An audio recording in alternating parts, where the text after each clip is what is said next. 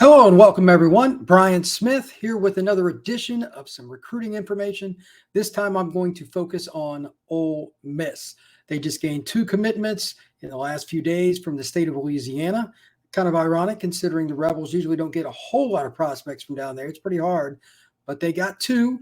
Both of them I like very much, and I'm going to talk about them in the order they came in. One's a wide receiver who's a burner and a very unique prospect, and then the other one is an offensive lineman that is a power player that could probably play tackle, but I like him best if he stays on the interior.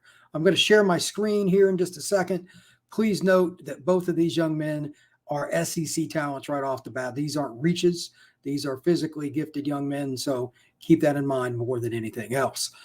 Number one here, if you look at the first kid that I'm going to be talking about, you can never have enough what?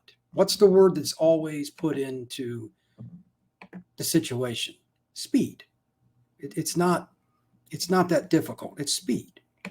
So if you look at the speed for Raje Dennis, and this play kind of puts things in perspective very quickly, it is not hard to understand that Raje Dennis can score like right there. Just see how quickly he moved away from everybody. Here, just a very simple route. Quarterback does have time, so it gives him a chance, and he just blows by the safety. Now, keep in mind, he plays at Edna Karr High School in New Orleans. New Orleans is full of kids that can run, and he's just blowing by guys, play after play after play. Here's the exciting part about this young man, Raje Dennis, above all else. He is very raw as it relates to the amount of time he's spent in the game of football. And he's still beating New Orleans competition, which is one of the most high-level SIN players of the NFL areas in the United States per capita. Regardless of how you want to break it down, New Orleans has ball players.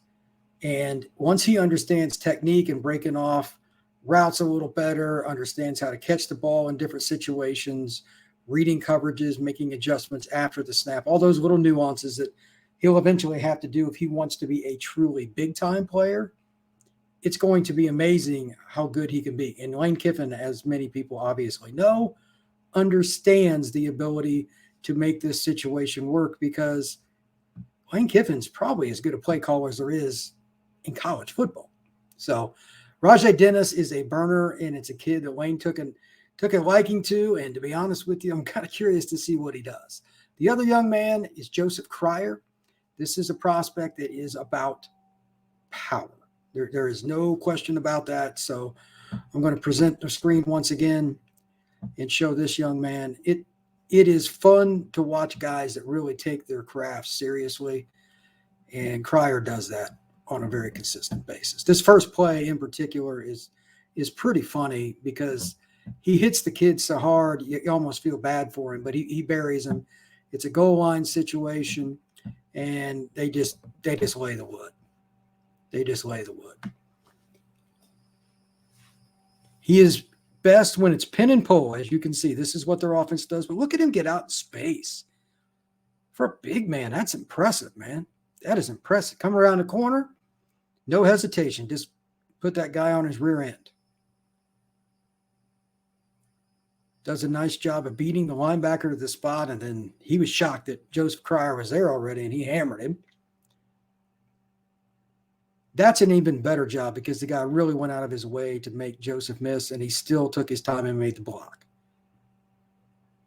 That's not fair. That kid's nowhere near big enough. It's just comical. But you get the idea. If this kid is being bypassed by LSU, I'm not sure what they're getting on the O-line this year, but that's pretty impressive because this kid can really play. There's another play, again, showcasing what he can do in open space. This play here, moves out, connects, drives his feet. That was a better player he went against, but he didn't let up. He kept driving. Right here, moves the feet, pancakes the guy. You get the picture. This is a very, very good football player. So we get the point there. So Ole Miss is up to, I believe, 9 commitments now. They've got a couple of elite defensive linemen from in-state. They're still chasing Camarion Franklin. They're still after Devontae Waller, and on and on. this has a chance to be a very good class. And part of doing what Lane is doing at Ole Miss is finding a couple under the radar kids, especially like Raje Dennis. I mean, he could end up being an All-American. You can tell he's like a 10-5 kid. If he takes to the coaching, there's no telling just how good he can be. So Ole Miss got 2 really good recruits this week. They've got some kids, really important recruits coming on campus. I expect Ole Miss to have a very, very good month of June. So please like this podcast. Please share it, comment.